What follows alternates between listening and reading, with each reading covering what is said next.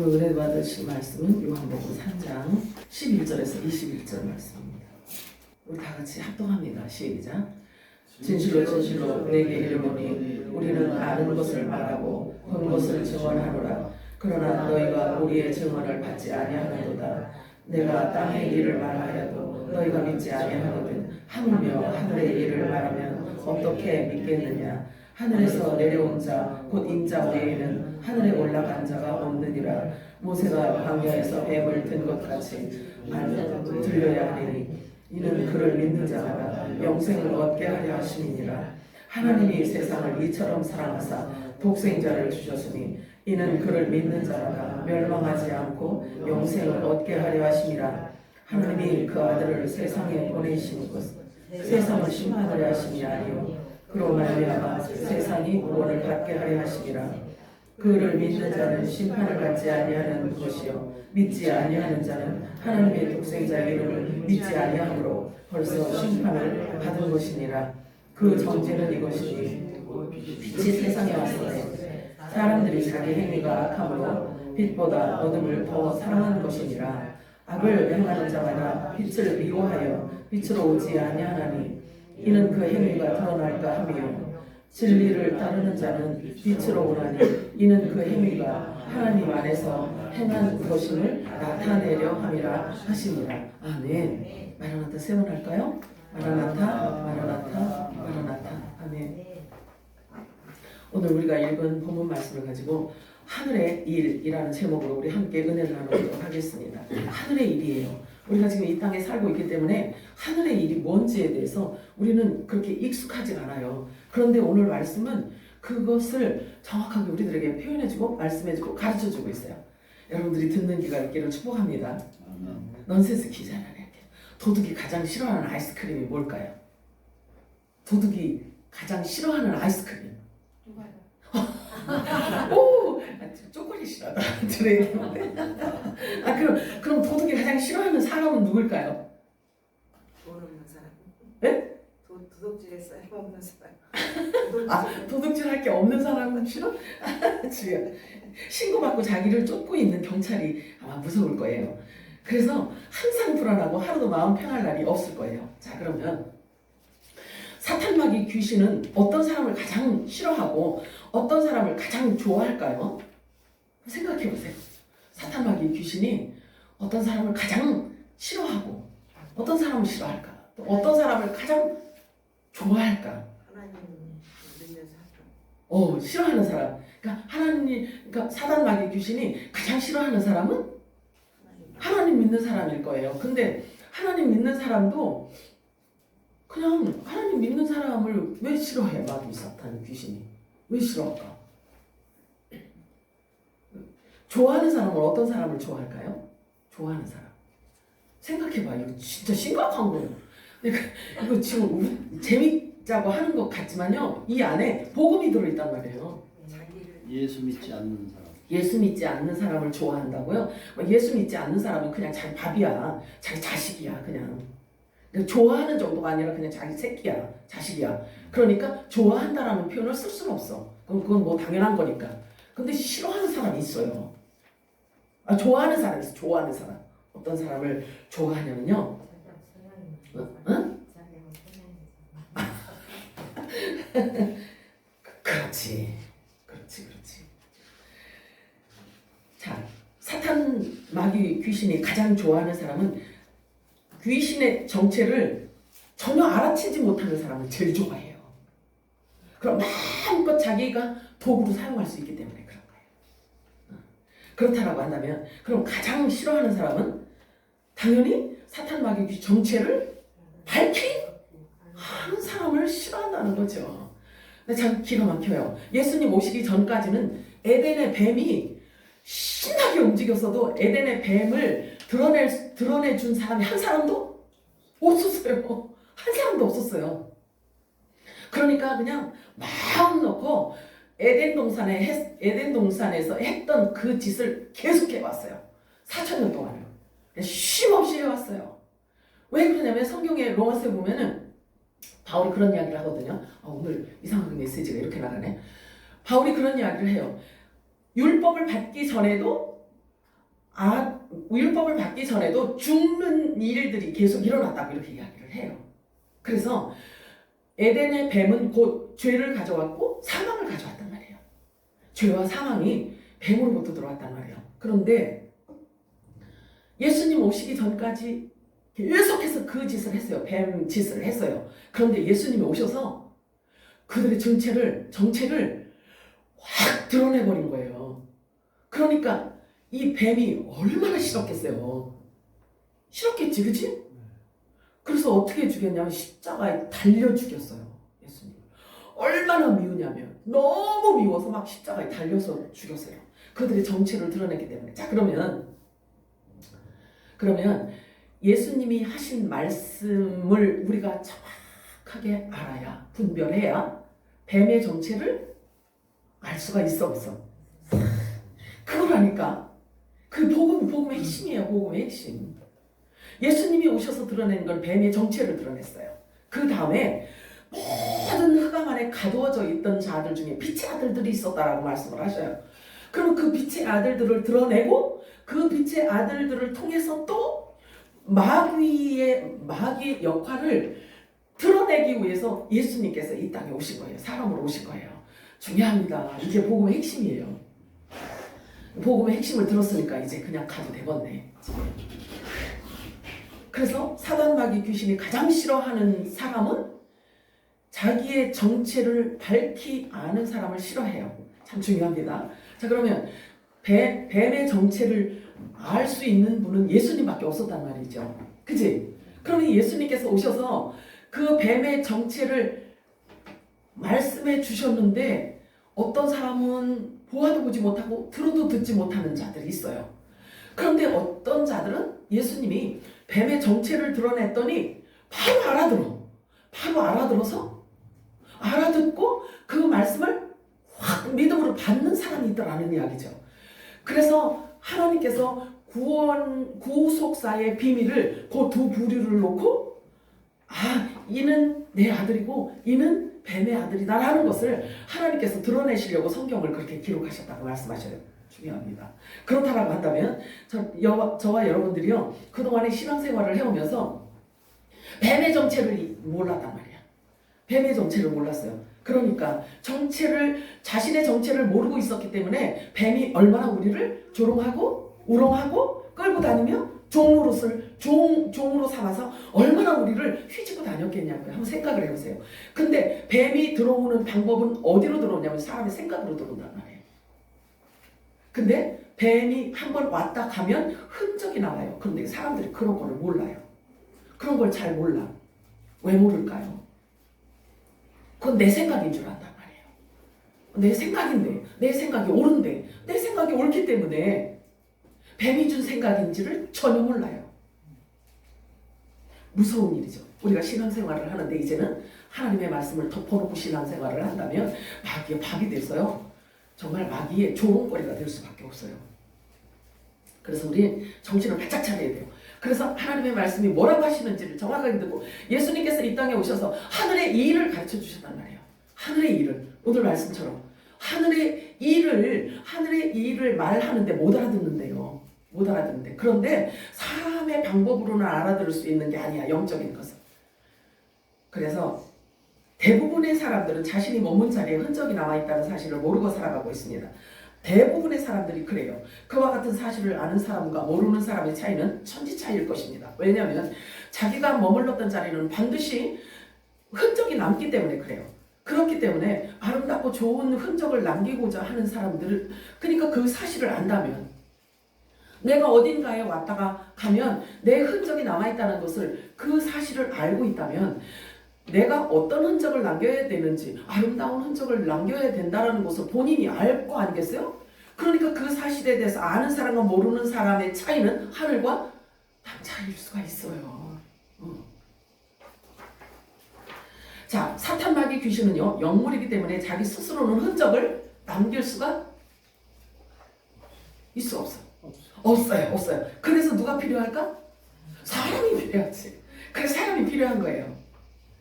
사람을 이용해서 그 더러운 흔적을 남겨놓는다는 사실을 우리는 분명히 알아야 됩니다. 그러므로 사람이라면 누구나 반드시 사탄 마귀 귀신의 정체를 알아야지만 되는 거예요. 몰랐는데요. 이건 이제는 안 통해요. 오늘 제가 이 말씀을 드리기 때문에 그래요. 그런데 성경에서 우리에게 가르쳐 주시는 것이 있어요. 지금 이 세상에서 주인 행세하고 있는 자가 누구냐면 세상 임금 곧 일컬어 사탄 마귀 귀신이라고 말하고 있어요.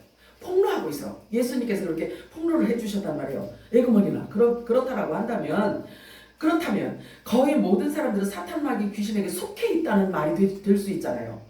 그래요, 안 그래요? 큰일 났네. 답변도 안 나오는 거 보니까 지금 심각해. 자, 그러면 이와 같은 사실을 알고 인정하는 사람이 얼마나 될까요? 이와 같은 사실을. 성경은 이렇게 말씀하고 있어요. 야고보서 3장 14절에서 16절 우리 합독합니다. 시작. 너희 마음속에 악한 시기와 다툼이 있으면 사랑하지 말라. 진리를 거슬러 거짓하지 말라. 이는 이름으로 너의 것이 아니요 땅의 것이요 정욕의 것이요 육신의 것이니 시와 같은 있는 것은 꿀꿀함과 고름이 있습니다. 잘 숙지하셔야 돼요. 그리고 여러분들이 잘 기억을 해 놓으셔야 돼요. 지금 세상에서 일어나는 일들을 지금 이렇게 정확하게 표현해주고 있을 뿐만 아니라 기독교계 안에서도요 일어나는 심각한 배도 행각을 이렇게 말씀해 주시는 장면인 거예요. 배도의 가장 중심에는 누가 있냐면 에덴 뱀에 있어요. 에덴의 뱀이 있어요. 그리고 예수님 계실 때에는 가룟 유다가 있었어요. 뱀은 그러니까 사탄 마귀 귀신은 영물이기 때문에 누가 필요하다고 했어요? 사람이 필요하단 말이에요. 그래서 예수님 있을 당시에 이 뱀이 필요로 했던 자는 누구냐면 가룟 유다였어요. 인간 관계에서도 마찬가지예요. 가장 더러운 사람, 가장 가까이 해서는 안 되는 사람이 배신자예요. 야고보서 4장 4절 우리 합독합니다. 시작. 가늠한 여인들아 세상과 못된 것이 하나님과 원수됨을 알지 못하느냐?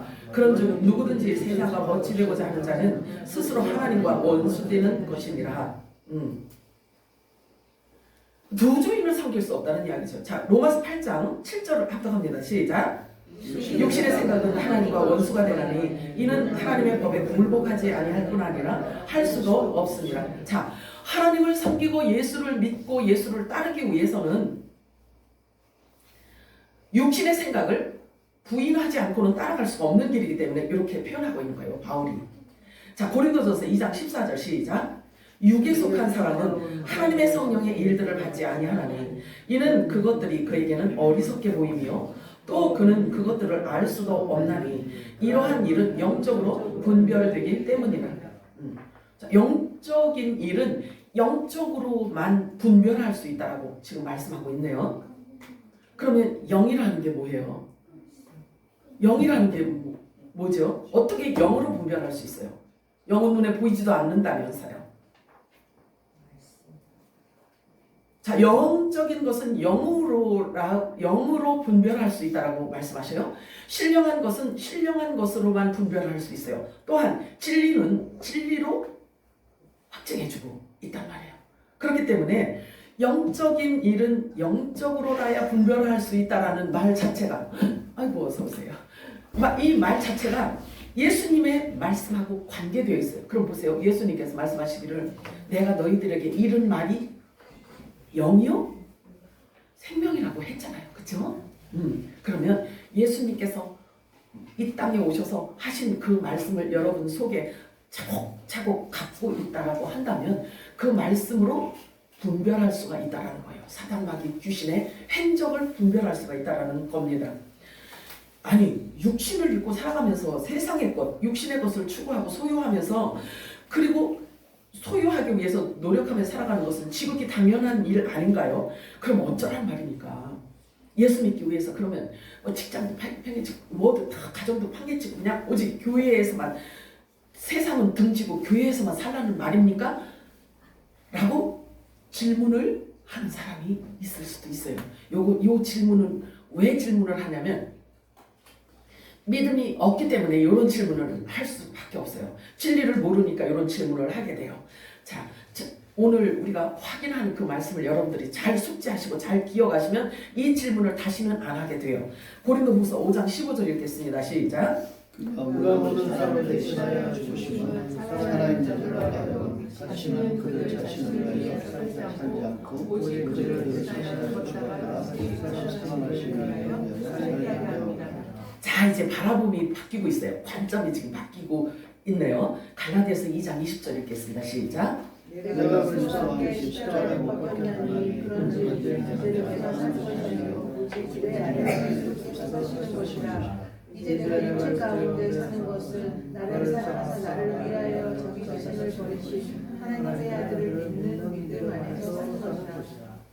전제가 있어요.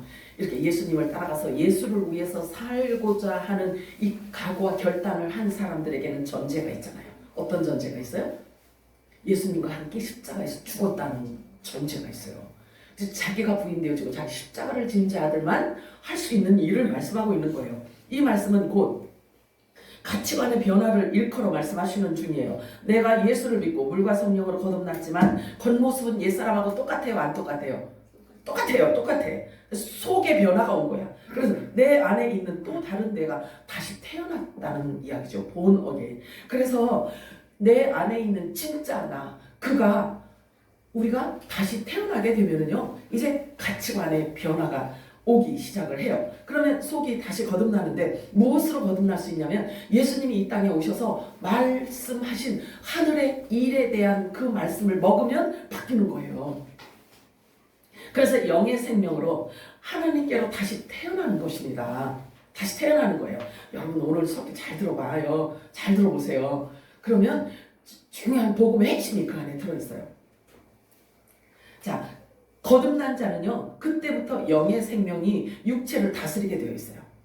영의 생명이. 속사람이 하나님으로부터 다시 태어난 나의 진짜 내가, 영의 속사람이 육을 다스려요. 그래서 육이 자기 마음대로 살아왔던 때하고 달라져요. 이제는 패러다임이 이제 달라지는 거예요. 가치관이 달라진단 말이에요. 나의 속사람이, 내 영의 생명이 육을 점령하고 있기 때문에 그래요. 그래서 속사람은 누구를 따라서 사냐면 예수를 따라 살게 되어 있어요. 말씀을 따라 살게 되어 있는 거예요. 자, 그래서 새롭게 태어난 자들, 거듭난 자는 그때부터 영의 생명이 육체를 다스리게 되는데요. 그 첫째가 바로 가장 먼저 가치관이 바뀌어요. 모델이 바뀌어요. 그리고 사고방식의 변화를 가져다 줍니다. 즉 삶의 전환, 패러다임이 바뀐다는 사실이에요. 이게 거듭난 자들이 자기 스스로도 알 수 있는 아주 중요한 특징입니다. 이게 에베소 2장 16절과 18절 읽어볼까요? 시작. 또 십자가로 이 둘을 흥미로 하게 하려 하시니라. 원수의 것을 십자가로 하시고 이는 그로 말미암아 우리들이 한 성령 안에서 그의 나음을 얻게 하려 하시니라. 자, 하나님과 원수된 상태를 뭐라고 얘기를 하냐면 육을 입고 있는 상태를 이야기하고요. 있어요. 자, 그래서 예수 거듭나기 전에 육체를 입고 있는 자들에게 성경은 그 용어를 어떻게 사용하냐면요. 허물이라고 이렇게 얘기를 해요. 거듭나기 전에 육체를 입고 이렇게 말하자면 피조물과 동일한 거듭나기 전에 그 모습, 그걸 일컬어 뭐라고 하냐면요. 죄를 짓든 안 짓든 육체 입은 것 자체를 허물이라고 이렇게 이야기를 해요. 그러면 성령께서 우리에게 오시면 그 허물을 없애주신단 말이에요. 허물을 없애주셔요. 그래서 원수된 것을 없애주셨다라고 말씀을 하시잖아요. 그러면 예수님께서 십자가에 죽으신 그 자체가 결국 육으로 지은 죄를 없이 해주셨다라는 얘기예요. 그래서 육을 입고 있기 때문에 하나님과 담이 있었다는 걸 얘기해요. 허물 때문에 하나님과 담이 있었다는 이야기죠. 그런데 예수님이 십자가에서 죽으시고 부활하심으로 인하여서 그 담을 헐어버리고 길이 열려버린 거예요. 하늘의 문이 열려버린 거예요. 아무도 한 번도 가보지 못한 영원 세계를 예수님께서 열어놓으신 거예요. 자, 그래서 하나님께 나아감을 얻게 하려고 예수님께서 십자가에서 죽으시고 부활하셨다라고 말씀을 하십니다. 그러면 모든 삶의 중심이 하늘을 향하게 되었다라는 것을 지금 말씀하고 있는 거예요. 바울이 이방인의 사도잖아요. 바울이. 그러면 이방인의 사도 바울이 우리들에게 주신 이 메시지는 첫 언약 율법을 가진 자들이 그 율법을 능가하는 복음을 우리들에게 먼저 주셨단 말이죠. 저 이스라엘 백성들에게는 율법을 먼저 줬어요. 율법을 이해를 하셔야 돼요. 율법을 먼저 줬는데 그 율법 가지고는 사람의 죄를 해결할 수가 없어요. 구원을 받을 수가 없어요. 온전한 구원에 이를 수가 없어요. 율법은 뭘 얘기해 주냐면요, 육체를 입은 자들이 갖고 있는 죄가 뭔지를 가르쳐주는 역할만 할 뿐이에요. 그러면 첫 율법을 받은 저 이스라엘 백성들은요, 첫 언약을 받았지만 나중된 자가 되어버리고 마는 거예요. 그걸 예수님이 오셔서 그렇게 밝히 드러내셨단 말이에요. 그래서 구약 성경에 보면은요, 교회를 대놓고 교회를 얘기하는 곳이 없어요. 예수님이 오신 뒤에 제자들에게 교회에 대한 이야기를 말씀해 주세요. 그래서 교회와 예수 그리스도와의 관계는요, 신약에 들어오면서 그게 밝히 드러납니다. 어떻게 드러나냐면요, 예수 그리스도와 교회의 관계는 한 몸이라고 이야기를 하고 있어요. 한 몸, 예수님은 머리고 교회는 지체고, 이렇게 표현하고 있어요. 그래서 구약의 율법 안에는요, 교회라는 것이, 교회가 숨겨져 있어요. 교회가 숨겨져 있단 말이에요. 신비하게 숨겨져 있단 말이에요. 그래서 바울이 그런 이야기를 합니다.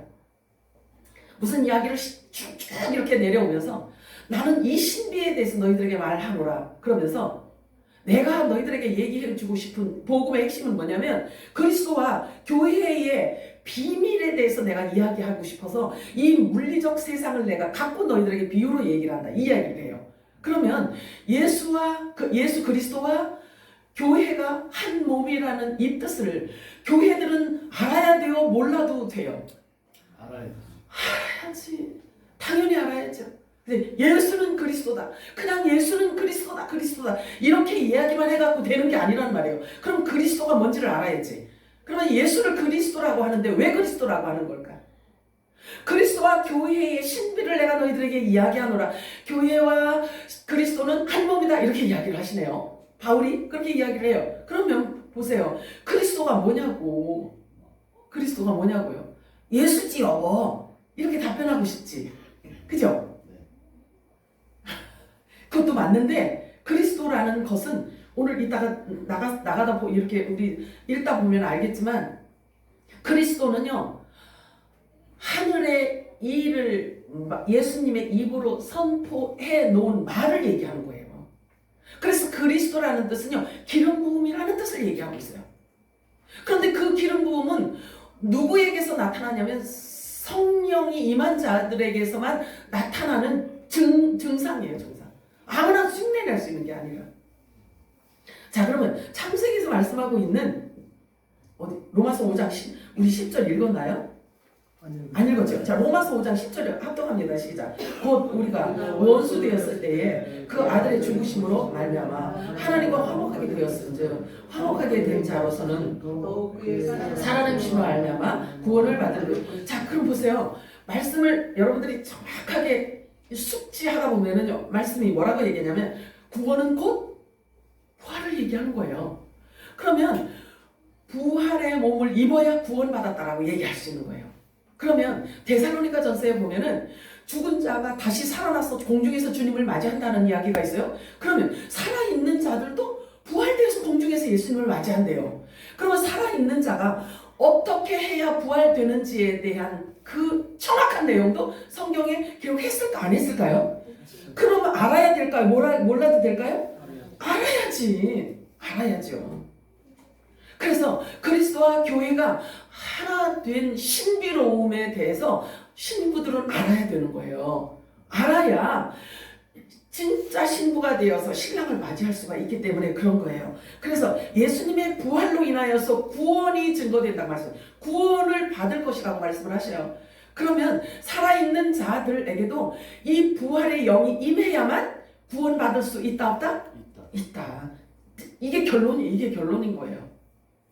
자, 창세기에서 말씀하고 있는 하나님의 창조 사역을 잘 살펴보시면은요, 여러분들이 한 해가 시작되면 창세기를 올해는 내가 한 독을 해야지, 올해는 한 10독을 해야지 하고 시작되는 곳이 창세기 한 장 딱 넘기면 태초에 천지를 창조하시냐 이렇게 말씀해, 그치? 그럼 그렇게 조금 내려가다 보면요, 3절인가 이렇게 가보면은요, 빛과 빛이 있으라 하니까 빛이 있었대요. 그런데 빛을 만들어 놓으시고 하나님께서 말씀하시기를 그 빛 가운데서 빛과 어두움으로 나누셨대요. 자, 그러면 빛과 어두움을, 빛을 만드신 분도 하나님이시오, 빛과 어둠을 나누신 분도 하나님이셔요. 그치? 그러면 그 나누신 분이 빛은 무엇을 의미하는지, 어둠은 무엇을 의미하는지를 그렇게 기준을 정하신 분이 얼마나 잘 아시겠냐고요. 기억하냐? 그러면 이 빛과 어둠이라는 것을 세상 지식으로는 알 수가 없어. 정답입니다. 세상 지식으로는 빛이 있으라 하셔서 있게 하신 그 빛을 빛과 어둠으로 나눠버리셨대요. 참 신기하지. 왜 그러셨을까? 그러면 저와 여러분을 쭉, 자, 창세기는 그렇게 시작을 해요. 근데 신약으로 이렇게 쭉 와서 보니까 빛의 아들이라고도 하고, 낮의 아들이라고도 하고, 어둠의 아들이라고도 하고, 밤의 아들이라고도 하고 막 이래요.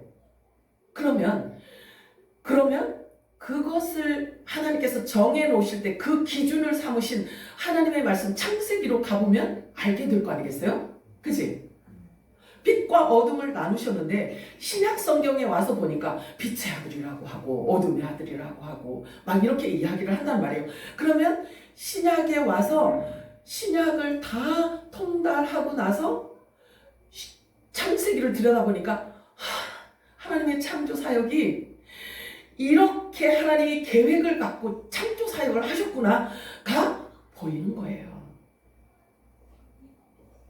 자, 그러면 저와 여러분을 일컬어 빛의 아들이라고 말씀을 하시네요. 빛의 아들이래요. 동의하십니까? 아멘. 그러면 빛의 아들이라고 한다면 창세기에서 빛이 무엇인지를 알아야 될 거 아니야. 그 어둠이 뭔지를 알아야 할 거 아니겠어요. 그치? 어떻게 알 수 있을까요? 어떻게? 빛이 있으라 하셔놓고 그 빛을 빛과 어둠으로 이렇게 나누셨는데 신약 성경에 딱 와서 보니까 예수를 믿는 자들 가운데에서 어둠의 자식도 있구나, 이 얘기야. 그걸 얘기하고 싶은 거지. 그래서 예수님께서 오셔서요, 그리스도로 이 땅에 오셔서 예수님이 하늘의 일을 갖고 막 입으로 선포를 하셨어요. 그랬더니 두 반응이 나오는 거예요. 한 반응은 예스해요. 그냥 아멘하고 받아먹어요. 예수님이 하늘의 일을 와서 막 이야기를 하니까 아멘하고 받아먹어요. 근데 한 부류는 저건 또 뭔 소리야, 도대체 못 알아듣겠다, 내 살을 먹고 내 피를 마셔야 영생을 가진 자니라, 내 피를 마시고, 자, 이것은 내 피고 이거는 내 살이다, 이것을 먹어야만 나중에 부활한다 라고 하니까, 아니 우리 보고 식인종 되라고? 그리고 도망가요. 이거 못 알아듣는다는 얘기죠. 그러니까 보아도 못 보고 들어도 못 듣는 자가 있다는 거예요. 하나님께서 구속사에 대한 비밀을 이렇게 말씀 안에 담아놓으셨어요. 그래서 알아듣는 자와 못 알아듣는 자를 하나님께서 반드시 구분을 합니다. 왜냐하면 예수님께서 오셔서도요, 구분을 하셔요. 하늘과 땅으로 구분을 하십니다. 마태복음 4장 16절 읽어볼까요? 시작. 흑암에 앉은 백성이 큰 빛을 구하고 사망의 땅과 그늘에 앉은 자들에게 빛이었도다 하였느니, 이렇게 이 큰 빛은 바로 예수님이셔요. 그리고 복음이라고 해요. 예수님을 복음이라고 합니다. 그리고 빛은 또 다른 말로 계시라고도 합니다. 계시. 자, 그래서 계시란, 이렇게 딱 눈 감고 있었더니 뭐가 보이네요. 누구 마음이 지금 보이네요. 하나님이 지금 뭐라고 하십니다. 요거 다 사기야. 계시는 성령이 임해서 내 안에 빛이 오니까 하나님의 말씀이 보여진다는 얘기야. 하나님 말씀 안에 하나님 나라의 일을 담아놓았는데 그 하나님 나라의 일이 성경의 안에서 보여진다는 거예요. 알아진다는 거예요. 요거 보고 빛이라고 하고 복음이라고 하고 계시라고 하는 겁니다. 자, 그래서 계시라는 뜻은요, 덮개를 열어서 그 안에 있는 내용물을 드러낸다는 뜻이에요. 계시는. 그래서 캄캄한 어둠에 갇혔던 백성들에게 빛이 임하였다라는 뜻은 흑암 속에 있는 빛의 아들들을 건져내서 올리신다는 얘기예요. 그래서 그 일을 위해서 예수님이 오셨고 죽으셨고 부활하셨어요. 그것이 복음의 핵심이고 하나님께서 영원전에 계획하신 하늘의 일인 것입니다. 동의하시나요? 안 돼도 할 수 없어. 동의가 안 돼도. 왜냐하면 성경은 그렇게 말씀하고 있기 때문에 그래요. 자, 그러면 예수님은 만물을 창조하신 창조주 하나님의 본체라고 말씀하셔요. 그래서 만물의 창조와 만물의 존재 이유와 그 목적을 정확하고 분명하게 이 땅에 계시해 주시고 계세요. 그러면 하나님께로부터 낳은 자들은 그 뜻을 알 수 있을까요? 없을까요? 당연히 알죠. 자, 진리는 진리로만이 증명될 수가 있어요. 그 진리가, 그래서 그 진가가 드러난단 말이에요. 진리는 진리가 증명해주고 그 진가를 드러낼 수가 있어요. 그래서 성경은 성경이 풀어줍니다. 중요한 것은 성경의 저자이신 이 성경 말씀의 깊이를 성령께서만 하나님의 말씀의 깊이를 드러내 주실 수 있다는 거예요. 근데 엄청 주님이 또 이런 얘기하면 또 안 되지. 자, 우리가 지금은 비록 이 땅에 발을 딛고 살아가고 있지만 결코 사탄 마귀 귀신에게 속해 있지 않다는 사실을 성경은 우리들에게 가르쳐주고 있어요. 기록된 말씀을 보고 듣고 받아서 믿음을 부합시켜서 순종하는 데까지 나아가야만 진짜 말씀을 믿는 자라고 할 수가 있는 거예요. 영적인 것으로라야 분별할 수 있도록 성경은 그렇게 기록을 해놓고 있습니다. 고린도전서 2장 12절 13절 우리 합독합니다. 시작. 우리가 세상의 영을 받지 아니하고 오직 하나님으로부터 영을 받았으니 이는 우리로 하여금 하나님께서 우리에게 은혜를 주신 알게 하십니다. 우리가 이것을 말하거나 사람의 지혜가 가르친 말로 아니하고 오직 성령께서 주신 아니 영적인 것으로 분별합니다. 아멘이에요? 아멘. 여러분들이 이 말씀 하나만 성령께서 계시해 주셔도요, 여러분들이 성경을 어떤 설교가 육의 설교인지, 어떤 설교가 혼의 설교인지, 영의 설교인지 다 알 수 있어요. 이것만 깨달아도. 자, 하늘의 일들은요, 땅의 지식으로는 알 수 없도록 하나님께서 정해 놓으셨어요. 아예 정해 놓으셨단 말이에요. 그래서 오늘 본문에서 예수님께서는 다음과 같이 말씀하고 계십니다. 요한복음 3장 11절에 13절 읽겠습니다. 시작. 진실로 내게 이르노니 우리는 아는 것을 말하고 본 것을 증언하노라. 그러나 너희가 우리의 증언을 받지 아니하는도다. 내가 땅의 일을 말하여도 너희가 믿지 아니하거든. 하물며 하늘에 일어나는 어떻게 믿겠느냐. 하늘에서 내려온 자 곧 인자로에는 하늘에 올라간 자가 없느냐. 요건 무슨 얘기냐면 하나님이 하늘로부터 온 자만 하늘의 일을 말할 수 있다고 말씀하셔요. 그리고 부활하신 분만 하늘에 가실 수 있기 때문에 예수님만 지금 하늘 보좌에 계신 거예요. 말씀이 그렇게 하고 있잖아요. 자, 하나님이 보내신 자, 하늘에서 온 자만이 하늘의 일을 말할 수가 있고 또 들을 수가 있다고 말씀을 하십니다. 요한복음 3장 34절을 우리 합독합니다. 시작. 하나님이 보내신 이는 하나님의 말씀을 하나니 이는 하나님이 성령을 한량없이 주시니라. 자, 성령님이 없이는 하늘의 일을 말할 수도 없고 하늘의 일을 알아들을 수도 없다라는 이야기예요. 자, 요한복음 17장 8절에는 이렇게 말씀하셔요. 자, 여기 보니까 요한복음 3장 34절에 하나님이 보내신 자는 하나님의 말씀을 하나니 이렇게 말씀하시죠. 그치? 하나님이 보낸 자만 하나님 말씀을 하신다고 하잖아요. 자, 그러면 하나님의 말씀을 하신 분은 예수님밖에 없잖아요. 그치? 예수님밖에 없어요. 그러면 그런데 그냥 하나님의 말씀을 전하는데 예수님이 자기 마음대로 막 아무 말이나 이렇게 한 게 아니라 성령이 임하여서 성령이 말하게 하심을 따라 말한 거예요. 요거 보고 그리스도라고 하는 거예요. 성령으로 기름 부음 받은 것을 성령에 의해서 말하는 것, 이것을 그리스도라고 하는 거죠. 자, 그러면 요한복음 17장 8절에 나는 아버지께서 내게 주신 말씀을 그들에게 다 주었다 이렇게 말씀하셔요. 누구에게 주었을까요? 예수님 말씀하셔요. 요한복음 17장 8절에 나는 아버지께서 내게 주신 말씀들을 그들에게 다 주었다 이렇게 말씀하셔요. 그들이 누구일까요?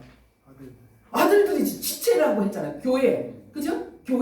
교회들에게 주셨다라고 말씀을 하셔요. 그러면 그들에게 주었사오니 라고 한다면 그러면 예수 그리스도가 성부 하나님께로 받은 그 권세와 능력이 지체에게 주어졌을까요? 아니면 버려졌을까요? 주어졌죠. 그걸 얘기하고 싶은 거예요. 그래서 성경에 그렇게 기록을 해놓고 계신 거예요. 그 다음에 요한복음 17장 18절에 뭐라고 말씀하시냐면 그렇기 때문에 내가 그들에게 아버지가 나에게 준 모든 말을 다 그들에게 주었습니다. 그리고 아버지가 나를 세상에 보내는 것처럼 나도 그들을 세상으로 보냅니다. 이렇게 이야기를 해요.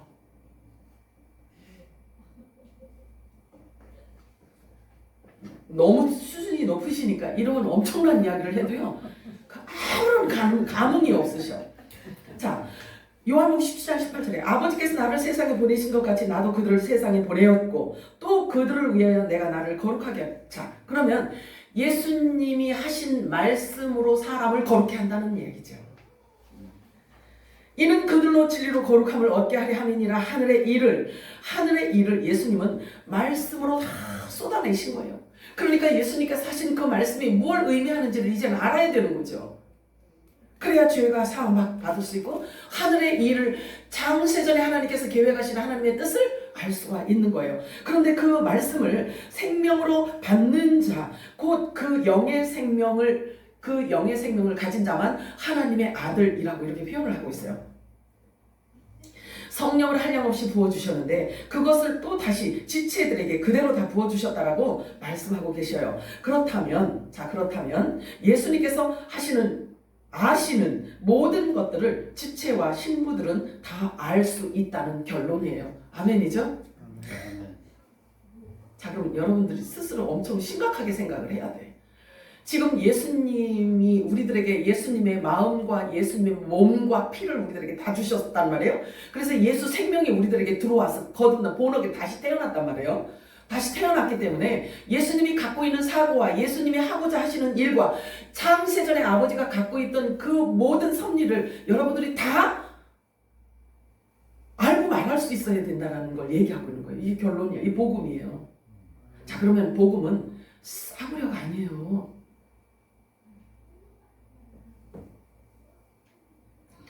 그래서 예수 그리스도의 지체요, 예수 그리스도의 신부들은요, 예수님처럼 말해야 되고, 예수님처럼 사고를 해야 되고, 예수님같이 그 같은 마음을 갖고 있어야 된다는 거죠. 그래서 바울이 그런 이야기를 하죠. 그리스도의 마음을 우리가 가졌다. 아무도 우리를 판단할 자가 없다. 이렇게 이야기를 해요. 예수님은 항상 하늘과 땅을 구분지어서 말씀하셨어요. 그래서 이 땅에 존재하는 자들 중에 영의 생명들에게 하늘의 말을 계속해서 들려줍니다. 하늘의 말을 계속 들려줘요. 그래서 하늘의 일을 가르쳐 주십니다. 그렇기 때문에 너희들은 이것을 알아듣고 이 이야기를 듣고 이 생명을 받아서 너희의 삶의 태도를 어떻게 가져야 하는지를 계속해서 말씀해 주고 있어요. 너희들이 어떤 삶의 태도를 가져야 되는지를 말씀해 주시는 거예요. 근데 성경에 보면은 누구든지 이렇게 전제를 갖고 있어요. 누구든지 라는 전제를 갖고 있지만 복음을 딱 선포해 보면은 복음을 딱 던져 보면요. 반응이 정확하게 나오지. 하나님은 구속사에 대한 비밀을 복음을 던져놓고 반응을 갖고 하나님이 구별하신다고 하셨어요. 얼마나 무섭습니까?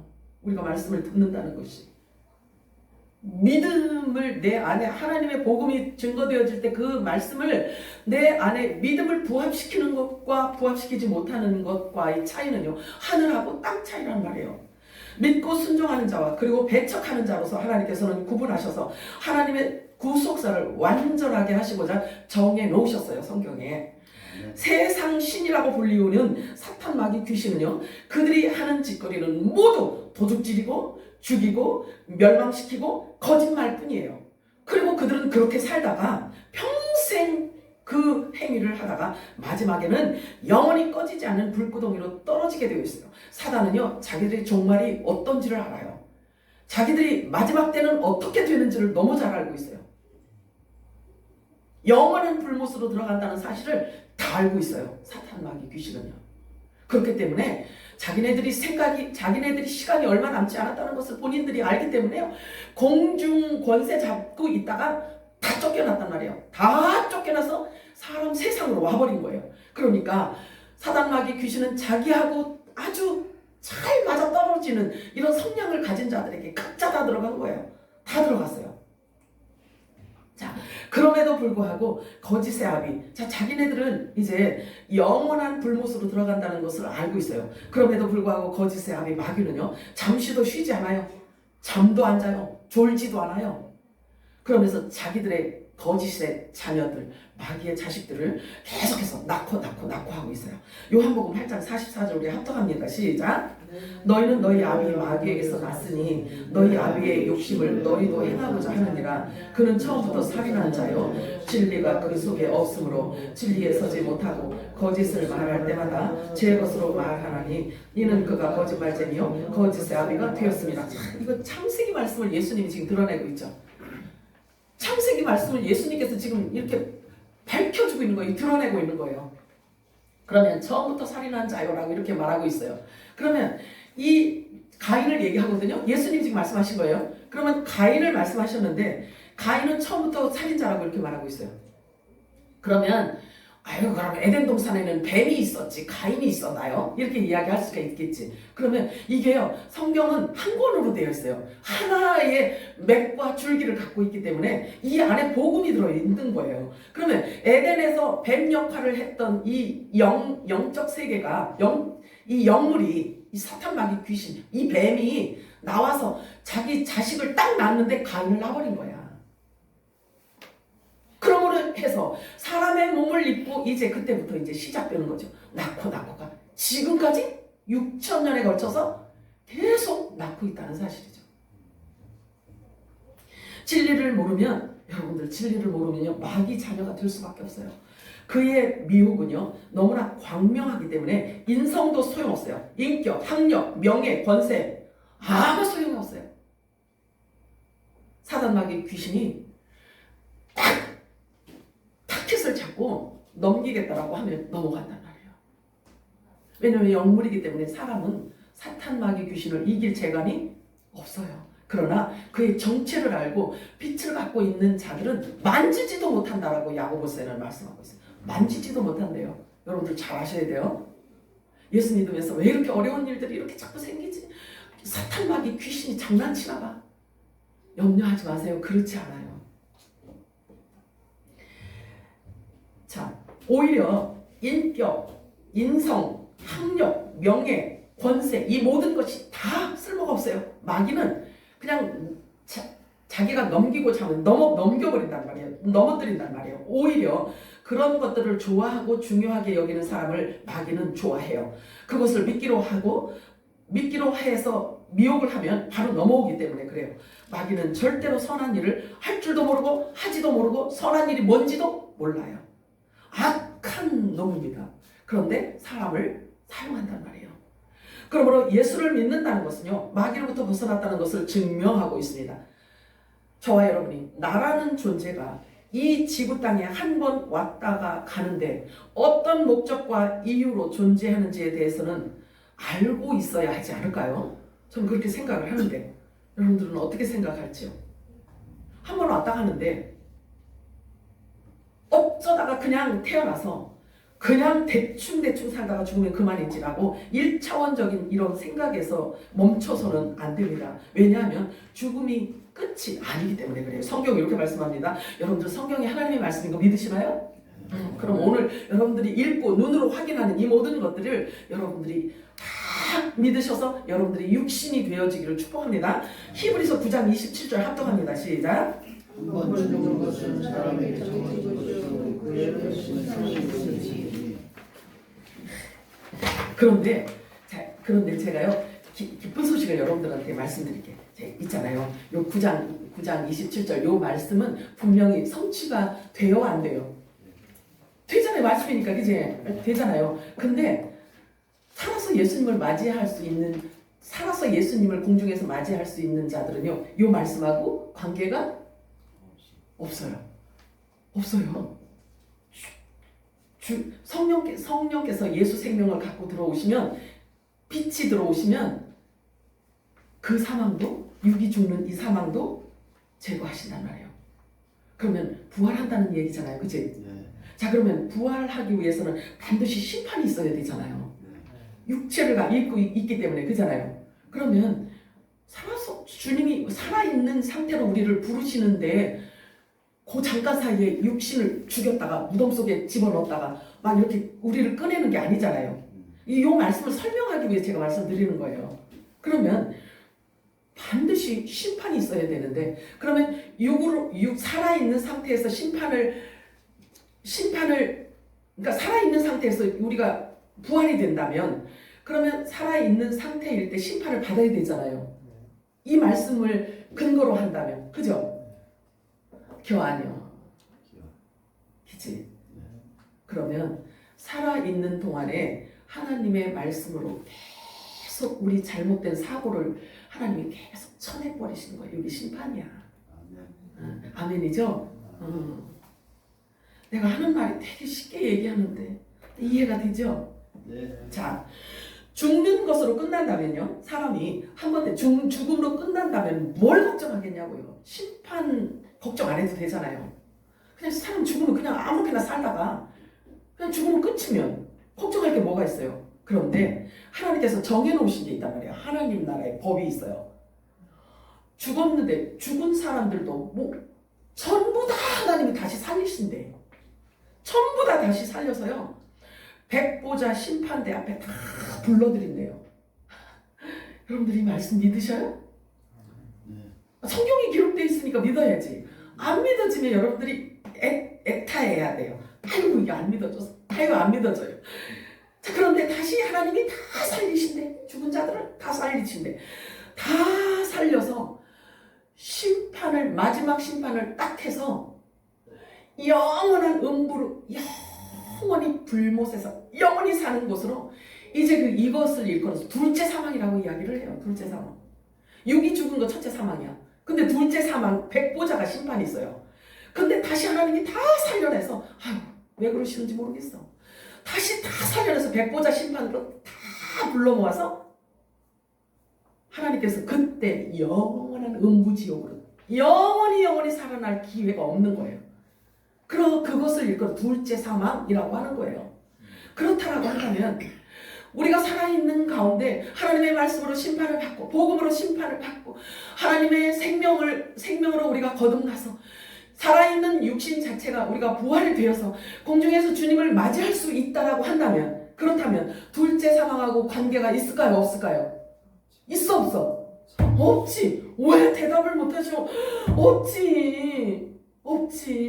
이 히브리서 이거 9장 27절 말씀과 우리하고 상관없는 말씀이란 말이에요.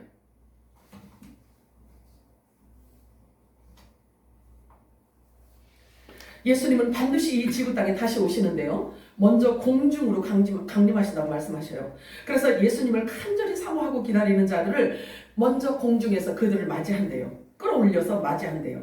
데살로니가전서 4장 16절에 18절 읽겠습니다. 시작. 주께서 호령과 천사장의 소리와 하나님의 나팔 소리로 친히 하늘로부터 강림하시리니 그리스도 안에서 죽은 자들이 먼저 일어나고 그 후에 우리 살아남은 자들도 그들과 함께 구름 속으로 끌어올려 공중에서 주를 영접하게 하시리니 그리하여 우리가 항상 주와 함께 있으리라. 그러므로 이러한 말로 서로 위로하라. 이 말씀 여러분들에게 보여줬으면 참 좋겠어요. 자, 여기 보니까 그리스도 안에서 예수를 잘 믿고 거듭난 자들이 죽었는데 무덤에서 먼저 일어난대요. 먼저 일어나고 그 다음에 우리가 예수님과 같은 부활체를 입고 무덤에서 먼저 일어난 자들과 함께 공중에서 주님을 맞이한대요. 이 말씀이 그걸 지금 표현하고 있는 거예요. 여러분들 생각이 지금 정신없지? 영적인 거기 때문에 그래요. 그러나 여러분들 의지하고 여러분들의 혼의 생각하고 관계없이 여러분 속사람은 거듭난 자라면 이 말씀을 들을 때 속에서 춤춰요. 춤춥니다.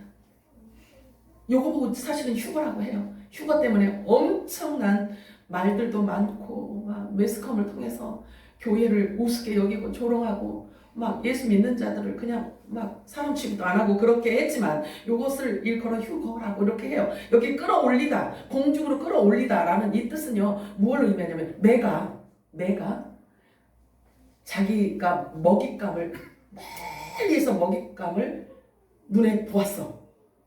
그러면 요 스피드가 어떤지 모르겠지만 와서 그것을 막 순간적으로 낚아서 채서 올려가는 요 단어를 사용하고 있어요. 헬라어에는. 그러니까 공중에서 주님을 맞이하는 자들, 순간적으로 실령체로 변화되는 자들은요, 옆에서 같이 맷돌을 가는 자도 확 증명할 수 없을 정도로 옷만 남겨놓고 가요. 여러분들 휴거 영화 혹시 보셨어요? 보셨어요? 그렇다니까. 진짜로. 예수님이 우리들에게 빛의 옷을 입혀주시는데 이 옷이 뭐 필요하겠냐고요. 이 옷을 입고 공중에서 예수님을 맞이할 신분 옷이 아니잖아요. 그렇잖아요. 그러니까 이것은 썩어질 것이니까 이 땅에 벗어나야 돼. 그리고 빛으로 우리를 사람의 눈으로 볼 수도 없는 그런 광명한 빛으로, 그 빛나는 하나님의 빛의 갑옷을 우리들에게 입혀주셔서 데려간단 말이에요. 자, 휴거란 말은요, 우리에게 부끄러운 용어가 아닙니다. 죄악으로 가득 찬 이 어두운 세상에서 찾아볼 수도 들어볼 수도 없는 너무나 아름답고 너무나 보배로운 소중한 천국의 소리예요. 가장 크고 아름다운 위로와 소망의 소리인 것입니다. 히브리서 9장 28절 읽겠습니다. 시작. 이와 같이 그리스도도 단번에 들이신 바되고 이르게 하기 위하여 죄와 상관없이 자기를 바라는 자들에게 두 번째 나타나시리라. 두 번째 나타나십니다. 자, 데살로니가전서 5장 23절 시작. 평강의 하나님이 지금 친히 너희를 온전히 거룩하게 하시고 또 너희의 온 영과 혼과 몸이 우리 주 예수 그리스도께서 강림하실 때에 흠없게 보존되기를 원하노라. 자, 육이 살아서 가는 자들에게 말씀하시는 것입니다. 예수님이 두 번째 다시 오시겠다고 분명히 약속을 하십니다. 그때는 죄와 상관없이 예수님이 오셔요. 그래서 만왕의 왕으로 세상의 심판자로 오시는 것입니다. 아주 두려운 분으로 오십니다. 성경 말씀이 얼마나 소중한지 몰라요. 신령한 것, 영원한 것, 영적인 모든 것들은 오직 말씀을 통해서만 알 수 있도록 이렇게 정해놓으셨기 때문에 그래요. 내가 너희에게 이른 말이 영이요 생명이라. 하나님은 저와 여러분의 존재 가치와 신분에 대해서 분명하게 말씀해주고 계셔요. 그래서 본래 생명은 없음에서, 본래 생명은 없는 데서 생명이 주어진단 말이에요. 만물도 마찬가지예요. 만물도 무에서 유를 창조하신 분이 하나님이시란 말이에요. 그래서 하나님은 무에서 유를 창조하시는 그런 하나님이십니다. 그러면 생명도 그렇잖아요. 우리가 하나님의 생명이 우리에게 처음에는 없었단 말이에요. 그렇잖아요. 없었는데 하나님이 친히 하나님의 생명을 우리들에게 넣어주셨다고 말씀을 하셔요. 그거 보고 본업이 다시 태어남 이렇게 표현합니다. 자, 히브리서 11장 3절 우리 합독합니다. 시작. 믿음으로 모든 세계가 하나님의 말씀으로 지어진 줄을 우리가 아나니 보이는 것은 나타나는 것으로 말미암아 되는 것이 아니니라. 자, 아멘이죠. 무에서 유를 창조하신 거예요. 자, 고린도후서 4장 18절 시작. 우리가 주목하는 것은 보이는 것이 아니요 보이지 않는 것이니 보이는 것은 잠깐이요 보이지 않는 것은 영원함이니라. 사람은 하나님의 모양과 형상대로 지음을 받았어요. 그렇기 때문에 영원을 사모하는 마음을 주었다라고 말씀을 하십니다. 그러므로 대충 살다가 죽으면 그만이지라는 생각은 불신자들, 거룩하신 분을 모르는 자들이 하는 이야기입니다. 전도서 3장 11절 합독합니다. 시작. 하나님이 모든 것을 지으실 때 그들을 하셨고 또 사람들에게는 영원한 상상을 마음을 주셨느니라. 아멘. 하나님은 영이셔요. 그런데 영이신 하나님을 안다는 것은 영의 생명들에게만 주어진 특권이라는 사실을 성경은 기록하고 있어요. 혼의 생명은 보아도 보지 못하고 들어도 듣지 못한다라고 말씀을 하고 있어요. 마태복음 11장 27절 합독합니다. 시작. 내 아버지께서 모든 것을 내게 주셨으니 아버지 외에는 아들을 아는 자가 없고 아들과 또 아들의 소원대로 계시를 받는 자 외에는 아버지를 아는 자가 없느니라. 자, 중요합니다. 예수 그리스도 지체들만 하나님을 알 수 있어요. 그리고 예수가 누군지를 알 수 있다는 거예요. 내가 지금 살아가고 있는 이것이, 자, 여러분들이 살고 있는 이 삶이 사실은 흔적입니다. 내가 사라지면 내가 한 말과 삶이 곧 나를 대변해주는 나의 흔적이 될 것입니다. 여러분들도 마찬가지예요. 여러분들이 어느 날 갑자기 사라져. 진짜 하루에 128명이 사라진대 우리나라에서. 진짜로 그렇게 사라진대요. 근데 나라에서는 아무 대책이 없잖아요. 그러니 각자 준비하실 수밖에 없어요. 각자 조심하실 수밖에 없어요. 자, 내가 한 말, 여러분들이 한 말, 여러분들이 살아낸 그 삶이 결국은 어느 날 사라지게 되면 그게 여러분들에게 흔적이 남는단 말이에요. 근데 그 흔적을 보면서 사람들은 알 수 있을 거예요. 이 사람이 과연 누구의 영향을 받고 살았는지, 누구의 영향을 받고 이 사람이 평생을 살았는지에 대한 흔적이 그 삶 속에서 나타나게 되어 있는 거예요. 저와 여러분이 굉장히 중요한 이야기가 있어요. 저와 여러분은요, 죄와 상관없는 자라고 성경은 말씀하고 있습니다. 처음부터 죄와 상관없는 자래요. 아멘. 아멘 하는 사람 없네. 얼마나 중요한데. 아멘. 아멘. 우리 장로님. 자, 로마서 8장 19절에 보면은요. 자, 보세요. 이 말씀을 듣고 여러분들이 속사람이 어떻게 반응하는지 한번 들어보세요. 로마서 8장 19절에 피조물이 고대하는 바는 하나님의 아들들이 나타나는 것이니 이렇게 말씀하고 있어요. 내 말이 아니라 성경에. 자, 로마서 8장 19절에 피조물이 고대하는 바는 하나님의 아들들이 나타나는 것이니 이렇게 말씀해요. 자, 그러면 하나님의 아들들은 피조물이다 아니다? 피조물이다. 50대 50이었는데 꽝 아니에요. 자, 보세요. 피조물이 고대하고 있어요. 피조물이 고대하는데 피조물 안에는 사람도 거기에 포함이 된단 말이에요. 그러면 피조물이 고대하는 바는 큰일 났네. 주요.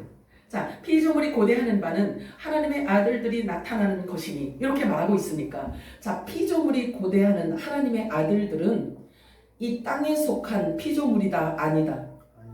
언제부터 아닐까요? 거듭날 때부터 아니라고. 거듭날 때.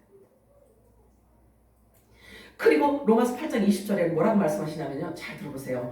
피조물이 허무한데 굴복하는 것은 자기 뜻이 아니래. 그러면 누구에 의해서지, 그죠?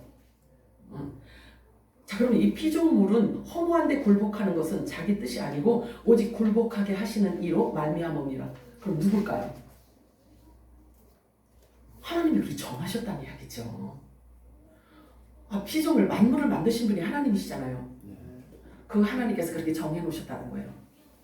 피조물을 향한 그들에 대한 계획이 하나님이 처음부터 그렇게 정해 놓으셨다고 말씀하셔요.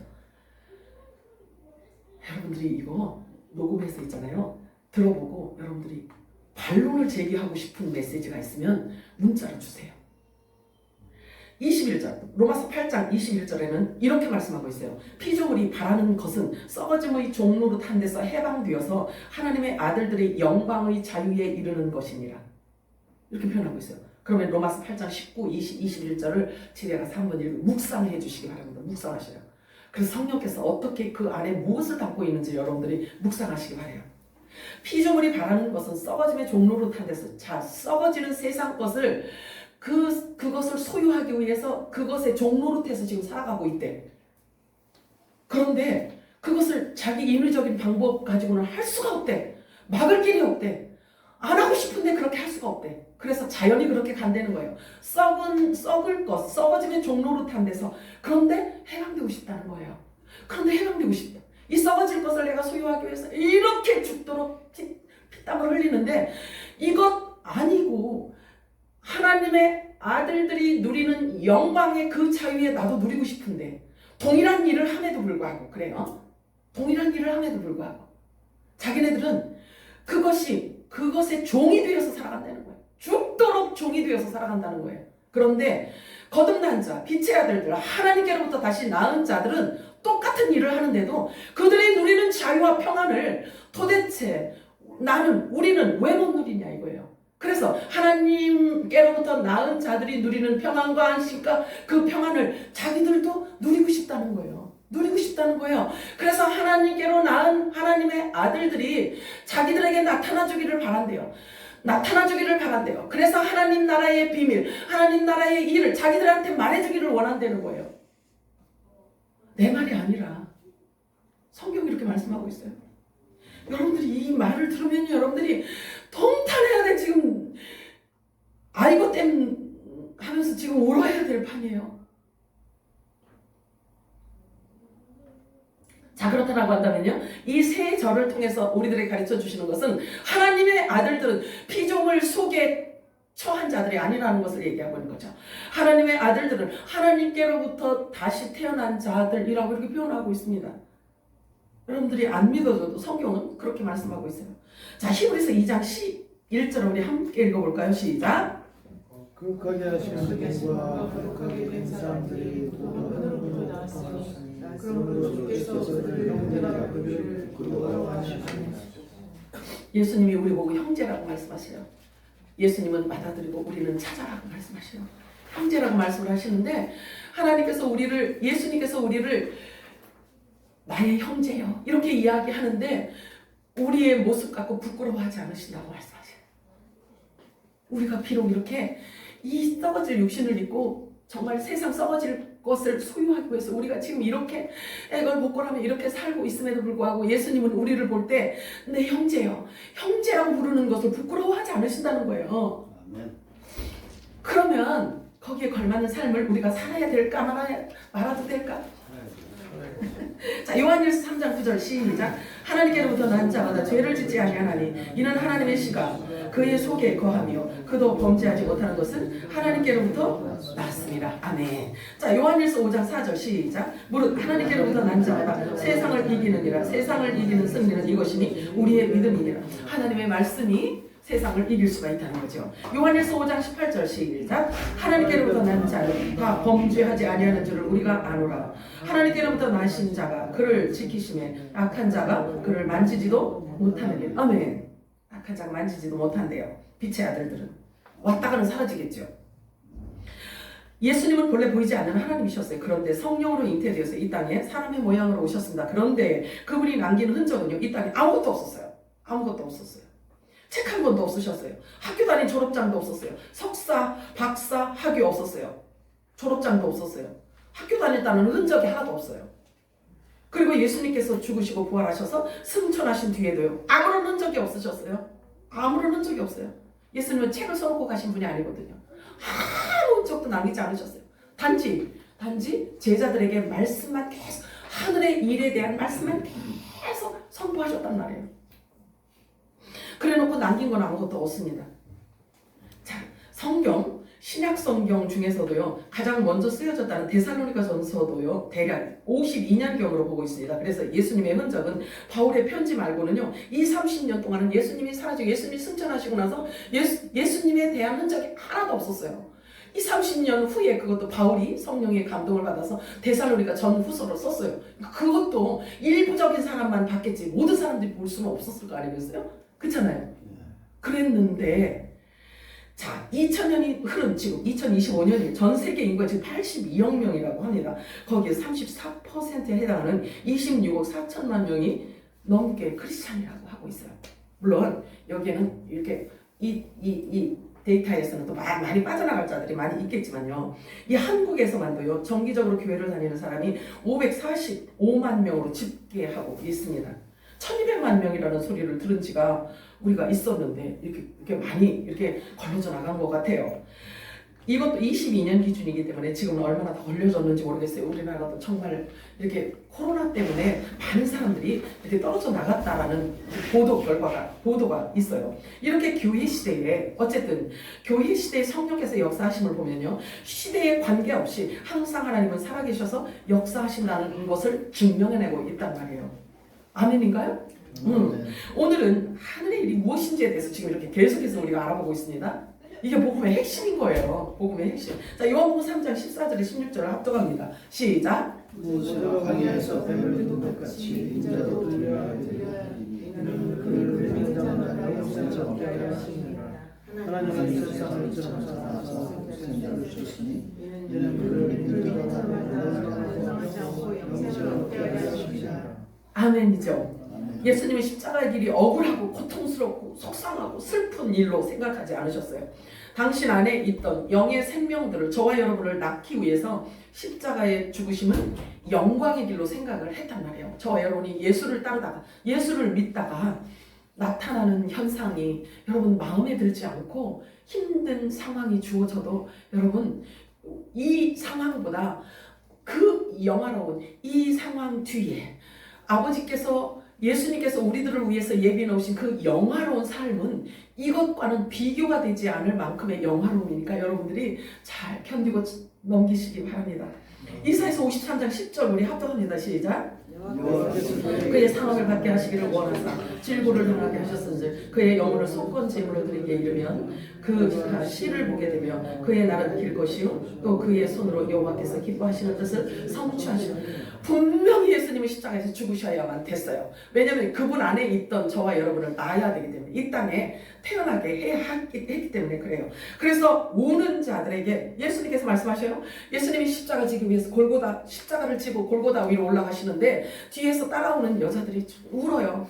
계속 웁니다. 그랬더니 예수님께서 뭐라고 말씀하시냐면요.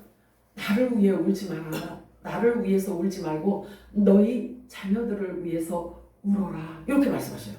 무슨 뜻이냐면요. 이스라엘이 나를 십자가에서 죽였잖아. 내가 주고자 하는 그 복음의 씨를 그들이 받지 않았잖아. 그리고 나를 죽였기 때문에 그에 상응하는 보응이 엄청날 거다. 그렇기 때문에 너희 자녀들을 위해서 울어라. 이렇게 말씀을 하셔요. 누가복음 23장 28절 시작. 예수께서 돌이켜 그들을 향하여 이르시되 예루살렘의 딸들이야 나를 위하여 울지 말고 너희와 너희 자녀를 위하여. 무서운 말씀입니다. 이 말씀이 반드시 이루어지고 성취가 됩니다. 지금 이스라엘 보세요. 이스라엘이 완전히 초토화될 때까지는요. 전쟁으로 그렇게 끝난다고 해요. 아주 끝까지 전쟁이 있다라고 이야기를 합니다. 세상 끝날까지 이스라엘은 전쟁과 전쟁의 연속이고 이방인들에 의해서 밟힘을 당할 것을 성경은 말씀하고 있어요. 그래서 그 땅이 황폐해질 때까지 밟히게 될 것을 이렇게 성경은 예언하고 있어요. 요한복음 3장 18절에서 21절 시작. 그를 믿는 자 시험받지 아니하시고 지하지 않으며 하나님의 복지가 이름을 믿지 않으며 벌써 시험을 받는 것이라. 그 정죄하는 것이니 또 빛이 세상에 왔을 때 사람들이 자기 행위가 가까우로 빛보다 어두움에서 살아난 것이니라. 악을 행하는 자마다 빛을 미워하여 빛으로 오지 아니하나니 이는 그 행위가 드러날까 하며 진리를 따르는 자는 빛으로 오나니 이는 그 행위가 하나님께서 행한 것이라 하시니라. 아멘. 예수님께서 직접 빛과 어둠을 나누신 분이세요. 그런데 그 빛은 무엇을 의미하며 어둠은 무엇을 뜻하는지 만드시고 나누신 그분께서 직접 지금 밝혀주시는 거예요. 빛과 어둠에 대해서 지금 설명하시는 거죠. 자, 예수님의 음성을 듣는 자와 배척하는 자로 나누어지는데 그 원인과 이유를 밝히고 계셔요. 드러내고 폭로하시는 중이에요 지금. 그래서 어둠을 사랑하기 때문에 빛을 미워한대요. 어둠을 사랑하고 있기 때문에 예수를 싫어한다는 거죠. 그래서 예수를 안 믿는데요. 어둠을 좋아하기 때문에. 악을 행하는 자는 자기 행위가 악하다는 것을 자기 스스로 안다고 하네요. 특이하죠. 예수님께서 이렇게 말씀하세요. 말씀은 진리이기 때문에. 자, 그래서 빛으로 오기를 싫어한다고 해요. 그래서 진리를 미워한다는 사실을 예수님께서 이렇게 폭로하고 계십니다. 그러면서 예수님께서 말씀을 하셔요. 율법을 갖고 있는 자들이 종교법을 적용해서 예수님을 십자가에 죽인단 말이에요. 신을 모독했다라고 해서 율법 가진 자들, 저 유대인들이 하나님을 섬겼단 말이에요. 하나님을 섬겼는데 하나님을 잘 섬기고 있는데 어느 날 갑자기 목수 아들로 있다가 그것도 그냥 30년 동안 그냥 목수 아들로 생활하다가 갑자기 나타나서 내가 메시아다 이러고 나타났어요. 예수님이. 그러니까 이 바리새인들이 얼마나 기가 막히겠어요. 아, 뭐야, 제 아버지가 야곱이고 목수이고 제 어머니가 마리아인 거를 우리가 다 알고 있는데 지가 하나님이 보낸 하나님의 아들이라고 메시아라고 하니까 사람들이 기가 막히지 않겠어요? 하도 기가 막히니까 신성 모독죄로 그냥 죽여버리는 거예요. 이 유대인들이 메시아를 알아보지 못하는 거죠. 저와 여러분이 사실은요, 그 당시에 지금 저와 여러분이었다고 해도 갑자기 목수로 일하다가 예수님이 갑자기 나타나가지고 우리 샘물교회 와서 내가 메시아야, 나를 믿어 내가 그리스도야 이렇게 얘기하면 여러분들은 뭐라고 하겠어? 우리 권사님이 못 믿는데 당연히 못 믿겠죠. 당연히 못 믿지. 근데 믿을 수 있으려면 누가 오셔야 되면 성령이 오셔야 된다라는 거죠. 그게 그때나 지금이나 예수님의 초림과 재림은 그러니까 예수님의 초림과 재림은 동전잎과 똑같아요. 동전 앞뒤와 똑같아요. 예수님의 재림은 초림 때를 그림해요. 예수님의 재림은 초림을 갖고 있어서 그것을 그림하고 있어요. 그래서 지금 예수님 재림 때가 이렇게 가까웠는데 예수님의 말씀이 믿어지지 않고 주님 말씀이 내 안에서 믿음으로 부합되지 않는 사람들이 굉장히 많이 나타나고 있는 거예요. 여러분만큼은 하나님이 하시는 이 기록된 이 말씀이 여러분들이 다 믿어지기를 축복합니다. 이 말씀이 여러분의 육신이 되기를 축복합니다. 그래서 이것을 일컬어 성육신 하는 거예요. 성육신이라고 하는 거예요. 그래서 성령과 신부가 교회들에게 하시는 음성으로 여러분들이 듣고 이 말씀에 아멘 해서 여러분들이 갖고 있던 종교영을 몰아내고 그리고 잘못 알고 있던 이 진리를 바른 진리로 여러분들이 갖고 있으면 잘 박힌 못과 같이 되어서 여러분의 속사람을 강건하고 그리스도의 형상으로 여러분들을 만들어가게 되실 것입니다. 아멘. 그렇게 되기를 축복합니다. 아멘. 사랑하니까 풍성하신 하나님 아버지 은혜와 사랑을 참으로 감사드립니다.